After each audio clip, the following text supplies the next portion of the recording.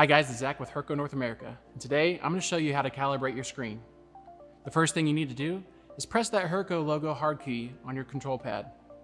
On the left side of your screen, you will see a green arrow icon. Go ahead and press that. A list of options will pop up on the left side, and I want you to press the PENMOUNT icon.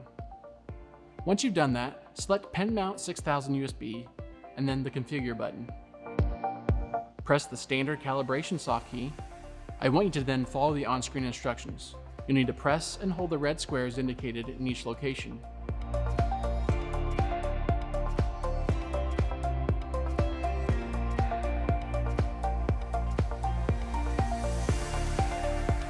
Once you've completed these steps, go ahead and press the OK buttons to exit the screen. It was that simple. That's how you calibrate your screen on the Hurco control. See you next time.